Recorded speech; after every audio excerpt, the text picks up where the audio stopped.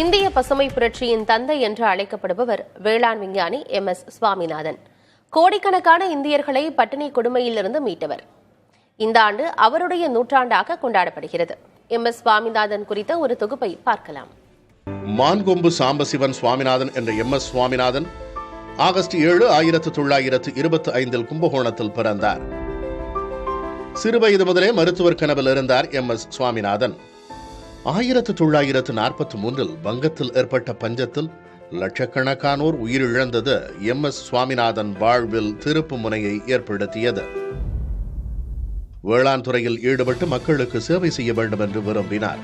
கூடவே மகாத்மா காந்தியின் மீது ஈர்ப்பு ஏற்பட்டு அவரை பின்தொடரவும் ஆரம்பித்தார். இந்தியா சுதந்திரம் அடைந்த பிறகான ஒரு தசாப்தத்துக்கும் மேல் விவசாயத்தில் தன்னிறைவு இல்லாத நிலைதான் காணப்பட்டது. அரிசியை வெளிநாடுகளிடமிருந்து இறக்குமதி செய்ய வேண்டியிருந்தது. கோடிக்கணக்கான மக்கள் பட்டினியிலும் வறுமையிலும் வாடினார்கள். லால் பகதூர் சாஸ்திரி பிரதமராக இருந்தபோது MS சுவாமிநாதன் தலைமையில் பசுமை புரட்சி தொடங்கப்பட்டது. அதுவரை பாரம்பரிய முறைகளில் செய்யப்பட்ட இந்திய விவசாயம் அதன் பிறகு நவீன முறைக்கு மாறியது. டிராக்டர்கள், தெளிப்பான்கள் உள்ளிட்ட சாதனங்கள் பயன்படுத்தப்பட்டன. உயர் விளைச்சல் ரகங்கள் அறிமுகப்படுத்தப்பட்டன. களைக்கொல்லிகள், பூச்சிக்கொல்லிகள், உரங்கள் அறிமுகப்படுத்தப்பட்டன. இதனால் அதிக விளைச்சல் கண்டதுடன் இந்தியா விரைவில் தன்னிறைவு பெற்றது. 2024-25 ஆண்டில் இந்தியாவின் ஒட்டுமொத்த அரிசி உற்பத்தி 14 கோடி டன்கள் என்ற சாதனை அளவை எட்டியது என்றால் அதற்கான விதை பசுமை புரட்சியின் போது போடப்பட்டதாகும்.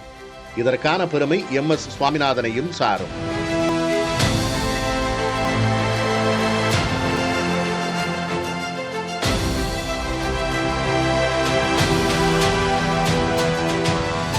கோடிக்கணக்கான இந்தியர்களை பட்டினியில் இருந்து மீட்டதால் தான் டைம்ஸ் பத்திரிகை தேர்ந்தெடுத்த நூற்றாண்டின் 100 பேர் பட்டியலில் MS சுவாமிநாதனும் இடம்பெற்றார்.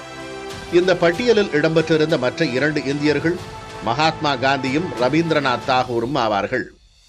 செப்டம்பர் 28, 2023 MS சுவாமிநாதன் தனது 98வது வயதில் காலமானார்.